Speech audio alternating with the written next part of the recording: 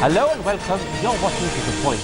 Over the last 3 days, the visit to the Kashmir Valley of a 5-member delegation led by former BJP Minister Yashwant Sinha and including former chairman of the Minorities Commission Wajahat Habibullah has created the hope that there could be a possible solution to the 111-day crisis. The delegation met top Hurriyat leaders like Saeed Ali Shah Gilani and Mirwais Umar Farooq, the Chief Minister and Farooq Abdullah, as well as the Governor.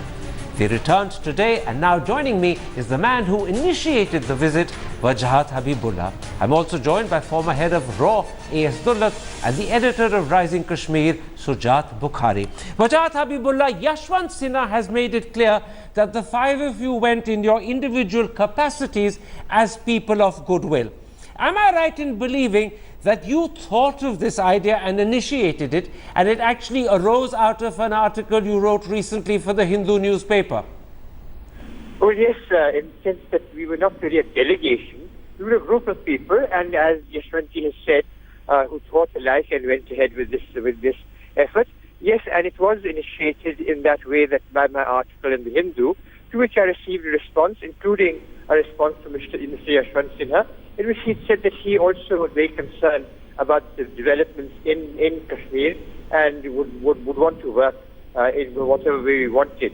Then after that, the organization which I head, Center for Dialogue and Reconciliation, under its auspices, it was not a conference of the center, but the center organized it, and a number of people got together and discussed the situation, and we decided that what we wanted to do was to share in the grief of one part of our country. Now, first let me ask you, how would you describe the situation in the valley as you found it over the 3 days you were there?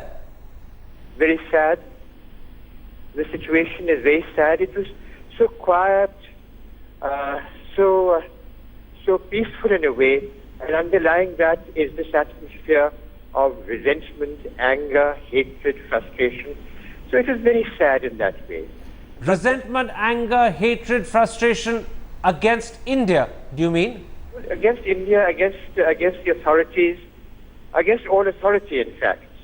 And this is simmering at the roots, and obviously it's apparent also, although openly it was during the time that we were there, you could not actually see it, but you could sense it.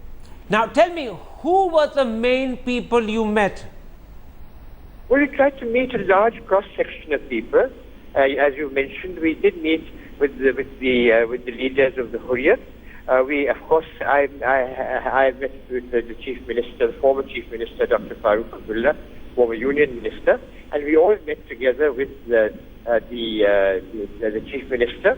And some of us, I was not part of that group, unfortunately. I had my travel plans collided with that, but met with the Governor and had a long discussion with him. So all of these were components of that meeting. But yesterday, we met a large number, cross-section of society, representatives of different groups. The Chamber of Commerce, the Bar Association, the shopkeepers, the hoteliers, a group of intellectuals, a cross-section of people. And we then split up because we couldn't meet everybody. So some met somebody and some people met others, and we tried to put together a cross-section of public opinion in Srinagar.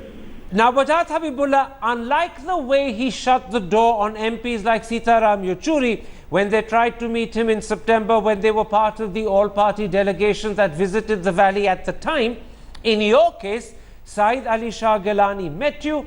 I gather you spent 80, possibly 90 minutes with him, which is a considerably long time. Tell me, what did Mr. Gilani say? Well, it was, as you say, a long meeting, but at the same time, it was a very cordial meeting. Of course, what he had to say is, everybody knows of what his ideology is and what he feels. So he expressed that in great detail. He gave us a written statement also about what he felt about the issue itself and about the current situation. But ultimately, we tried to think in terms of an understanding. You know, we, as I said, and as Yashwantji has said, we were not representing anyone. We didn't come with a mandate. As I said, we had come to share in the grief of the people of part of our country. That I understand. I'm interrupting you, Wajahat Habibullah. What did Gilani say about starting some sort of process, whether it's talks, whether it's meetings, to sort out the crisis? Did you address that question with him? That is what we addressed as to how the situation can ease for the people. And I do think, and this is a consensus, not only Gilani, but everybody, there was a consensus feeling that there was a need for opening a continuous dialogue. And that is, and what steps needed to be taken to go into that process was what was widely discussed. And there were a number of ideas. Did Gilani give you any indication that he would be willing to talk if someone from the government made an approach to him? We did not really go into that detail of who made an approach and so on. The acknowledgement was that there was a need to move forward through discussion and dialogue. Now, you also met Mirwais Umar Farooq. Was his position different to that of Said Ali Shah Gilani? Not necessarily, but he asserted even more strongly that there must be a wide-ranging discussion with all those who have an interest in the matter, with all stakeholders, something which in fact has been also stated by Mr. Ram Madhav. But he was supportive of that because he felt that now those wanting to enter into a dialogue, that group itself had become limited and was under threat. And if that didn't remain, then there was a danger of the whole situation dissolving into anarchy. So your impression was that both Gilani and Mirwais Farooq were willing to start some sort of process if they are properly approached. And if I understand your answer correctly, Mirwais asserted that somewhat more strongly than Gilani. Well, I don't know more strongly, but yes, he certainly stated it with a greater degree of clarity. But then this was actually a consensus. Now, even among the members of the public, urging a dialogue. Now, in an interview that he gave to the Tribune, I don't know if it's an interview, but in comments that he made, which were published by the Tribune yesterday, this is what the Mirwais said after his meeting with you.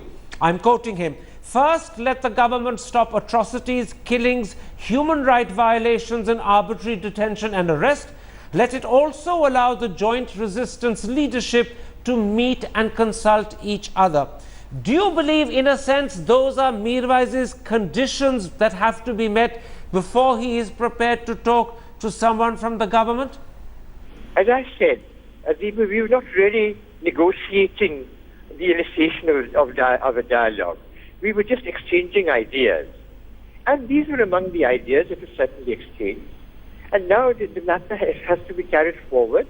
And then once parties enter into a dialogue with stakeholders, then hopefully all these issues would be resolved among them as to what needs to be discussed and what need not be discussed. Shujat Bukhari, how has this visit gone down in the valley? Has it raised expectations, as today's Hindu suggests? The paper says that there is a buzz in Kashmir and raised expectations of a breakthrough. Would you agree with the Hindu? I think, Karan, to an extent, yes, there were some expectations and it must have raised some hopes among the people. But obviously, as Wajahat Sahib himself said, that they had not come to initiate a dialogue on behalf of the government of India here, and they were just here to actually exchange the ideas with these leaders. But I think there is some kind of forward moment in the sense that, as you mentioned earlier, that when all parties delegation came and Gilani Saab and Mirwais did not meet them, and this time the change is that even in spite of the fact that it was a senior leader from BJP, Mr. Yashwant Sinha, that Gilani Saab showed grace and he met him for a long time, Mirwais met them, and there has been some kind of forward movement, and people do see it as a goodwill gesture from these people who call themselves as the civil society people. And I don't know that to what extent the hope is there, but I think some forward movement has begun, and I don't know where it will take us. Abdullah Sahab, let me ask you this. In your eyes, as someone who knows Kashmir intimately and you know the Hurriyat leaders personally, how significant is the fact that Gilani, Mirwais and Abdul Ghani Butt met this 5-member delegation? And remember that Gilani and Mirwais refused to meet the MPs when they went. Could this be an opening which, if handled properly, could lead to talks with the government, or is that unlikely? No, it could. It could be an opening, but the positive thing is that such a delegation went, and it was headed by a senior BJP leader and a former foreign minister. That's the positive side of it. What I found disappointing is that Mr. Yashwant Sinha himself had to say in Srinagar that he had come on his own initiative and he had no mandate. Now, that for the Kashmiris would be disappointing. That, you know, the point is that it doesn't show, it still does not show willingness on part of government to talk. And there is no other way but to talk. Government will have to talk sooner or later. Let me bring you in on that particular point, Wajahat Habibullah. You just heard Mr. Dullat say that it was a bit disappointing that Yashwant Sinha had to say in the valley he had come on his own and he had no mandate. Was any attempt made by any of the five of you to contact the government before you went informally to say you were going, and perhaps to get some sense of a message that they would have used you to convey? Was any such attempt made by you to contact the government before going? In the sense that I had written to the Honourable Home Minister some time ago and said that we were very concerned about the situation in Kashmir and we were going to get together a group of people, and then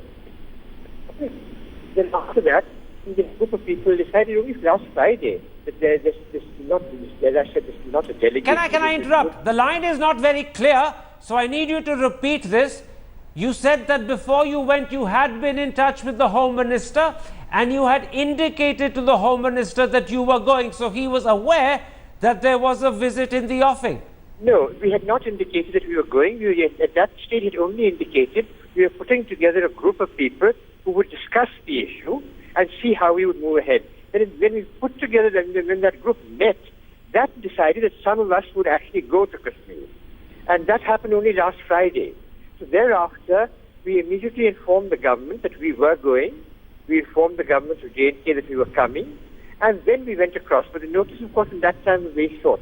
So there was no consultation with government on that point.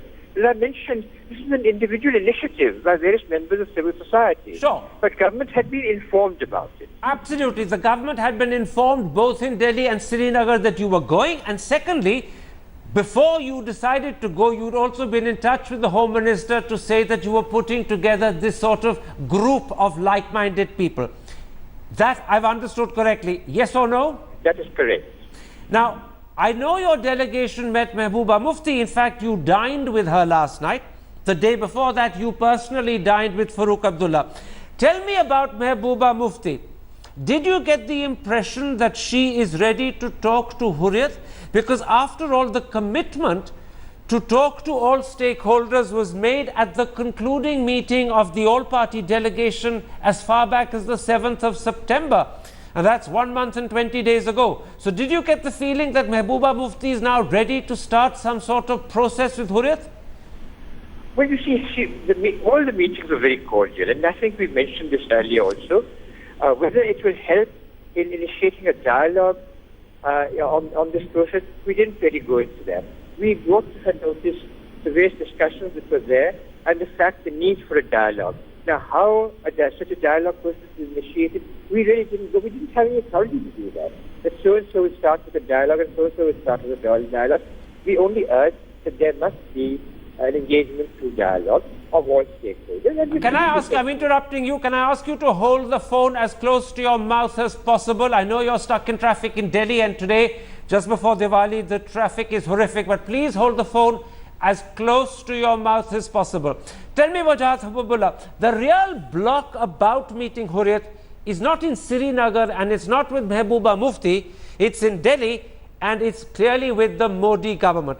Will you, now that you've returned, meet the Home Minister, meet the Prime Minister and persuade them to build on the little block that you have put in place and talk to Hurriyat? Well, we certainly intend to take up the matter with the government and particularly in the Home Ministry, and let us see what direction it takes. We are putting together a summary of the discussion and we will present that to the government. Then, of course, it is for government to see how it will take it further. But so far as we are concerned, we would also like to take it further in the sense of developing an understanding of the problems in J&K among in the rest of the country, and developing an understanding within J&K of the issues that are concerning the rest of the country. How soon will you put together this report and give it to the government? How soon will that be? As soon as we can actually compile it, and that will take maybe a few days. That is to say, shortly after Diwali, you will be knocking on the door of either the Home Minister or the Prime Minister with your report. Well, we were thinking in terms of the Home Minister. That is what we discussed. But certainly now once the report is ready, we will discuss it among ourselves and then naturally take it forward. Sujat Bukhari, in Mr. Vajpayee's time, the Hurriyat spoke to both the Prime Minister and the Home Minister of the day, L.K. Advani. If the Hurriyat now, this time round, is willing to talk, would they want to talk at the same level, or would they be happy to talk with some government-appointed interlocutor?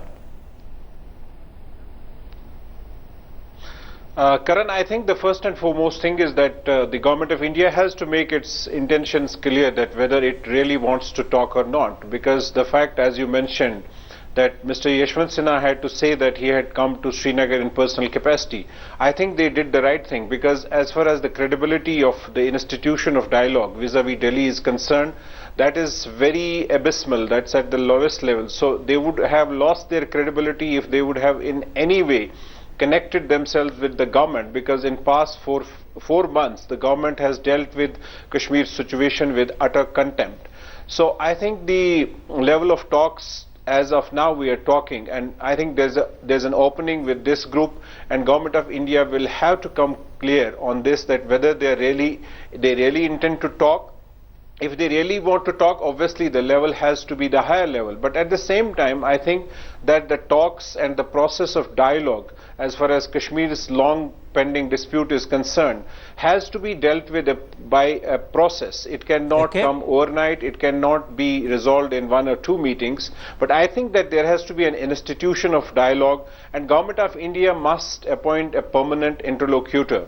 And I must say that the dialogue, as far as it is concerned, is beyond the state's competence. I mean, it is the central subject. It is the subject which has to be dealt by Delhi and Prime Minister Narendra Modi. I think they should, take it forward, and they should take this visit of Mr. Sinha and others as an opportunity and move forward and reach out to people without any conditions, without any barriers, and without any, I would say that without any misconceptions. I think it's very clear that you will have to address the political problem of Jammu and Kashmir, and that can only be resolved through a process of dialogue which has to be in any case unconditional from both the sides. Dulit Saab, let me put this to you. Most people believe that the crisis that we're witnessing in Kashmir, which has continued for an unbroken 111 days, is the worst there's ever been since independence. Do you believe, therefore, that the initiative must be taken by the Prime Minister himself? Well, it has to come from Delhi, and ideally from the Prime Minister. You know, it would, like Sujat mentioned, this will be a long process. It's not going to happen overnight. It won't happen with one visit. And I think it may be a good idea for the government to appoint an interlocutor, whether they announce it or not. But there needs to be, I would say, ideally one person, maybe two, to do the talking. It will require a lot of patience, perseverance, and empathy. The key there is empathy. If you don't have empathy, you will not understand Kashmir, and you will not understand what the Kashmiris are saying. But you do believe that the initiative may well have to come from the PM himself? I'm saying that, but for that it will take time. He doesn't have to make an announcement immediately. If he has an interlocutor who's involved, maybe it takes 3 months, and then you have an announcement. But word will go, and the Hurriyat and the separatists will realize and understand that there is a seriousness in Delhi, and that is what they want to be sure of. You know, the stand which the Mirwais took is very unlike him. He was quite hawkish. He was quite hard, because for the first time I heard him talk about UN resolutions, and he also made the point that that in a sense is the challenge the government now has to tackle. Exactly. Let me bring you in, Wajahat Habibullah. Let me first ask you, was it easy to persuade Mr. Yashwant Sinha to come with you? I know after your article appeared in the Hindu, he rang you. I believe he said that if you take any initiative, I'd like to be involved. But at that stage, perhaps he wasn't envisaging going to Kashmir. Was it easy to persuade him, or did he come pretty willingly? No, in fact, as I said, we had this meeting which we attended, and in that meeting it was decided that some people should go. Other than that meeting, including Jairam Ramesh, Jairam was also supposed to be going with us, and then we spoke to Mr. Sitaram Yechuri. There's a consensus that they're also very much part of this group. It's not the party. The group is not associated with any party, so there's nothing. Can I stop you? The line is very unclear. You need to hold that phone close to your mouth. But you have said that there was a stage at which Jairam Ramesh and Sitaram Yechuri might have come with you. They were part of this informal group. Yes or no? Have I understood that correctly? They are part of this group. In fact, Mr. Jairam Ramesh was part of that meeting, but he had some medical problems which prevented him from coming. And then, of course, Sitaram had recommended Mrs. Brinda Karaj as a member, and she has also agreed to be a part of this. Come back to Yashwant Sinha. Did Yashwant Sinha willingly and voluntarily and happily come along, or did you have to persuade him to go? Because remember, he's a very senior BJP leader, and in going, to many people it seems as if he's moved away from the position of the party. So was it easy to persuade him, or did he come happily and willingly? No, as I said, in this meeting, it was decided that a few of us would actually go. And among them was the group that I mentioned to you, and therefore there was no argument about it. The only thing came because Mr. Jairam Ramesh had to drop out. Can you stick to Yashwant Sinha? Yashwant Sinha was happy and willing to go from the start. Yes or no? Yes, he was. I was a little hesitant about going because I suffered an injury, and he was the one who said, "You must come with us."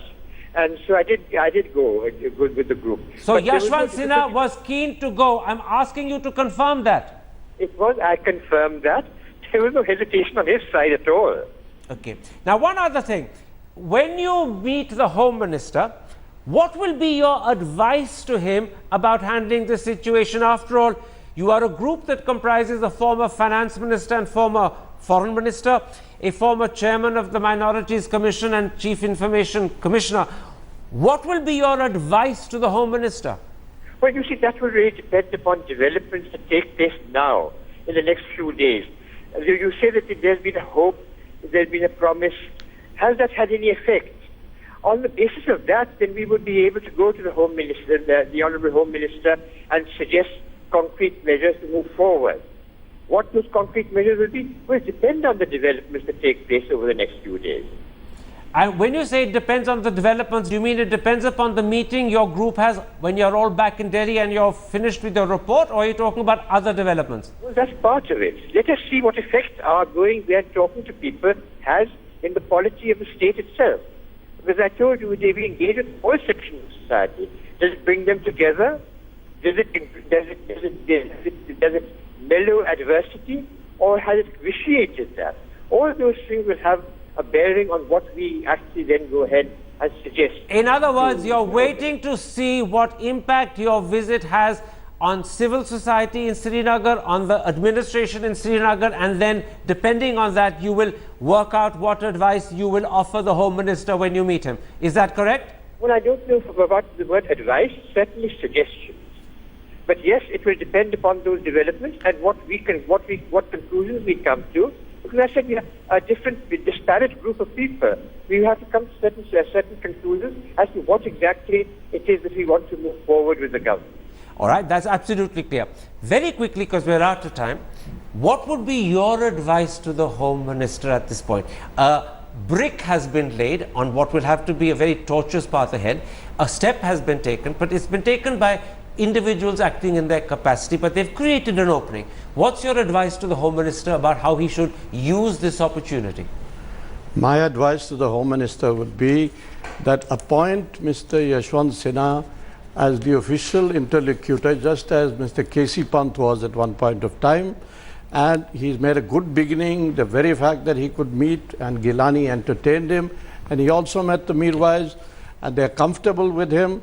So that is where they can take off from, but there has to be an official announcement on this. Absolutely, that's a very clear bit of advice. Appoint Yashwant Sinha. He is the right man to appoint, and undoubtedly one that you trust because he is a member of your party, but there has to be an official announcement. My thanks to you for joining me. My thanks also to Shriddharth Bukhari, and my apologies that because of Diwali traffic, Wajahat Habibullah is stuck on the road and had to therefore speak to us by phone.